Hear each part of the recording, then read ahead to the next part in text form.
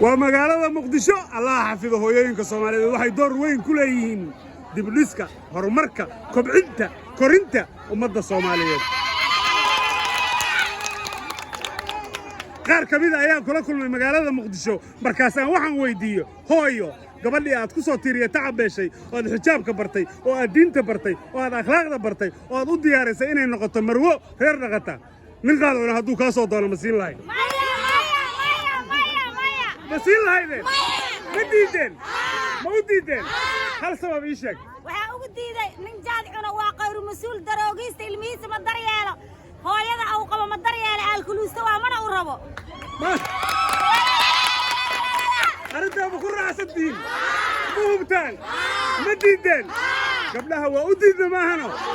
waa maqlaysi meelaad gabdha u doonanaysa idinkaa yaqaan ama qalanjooyinka ama qaadka aad aa u mahadsantihiin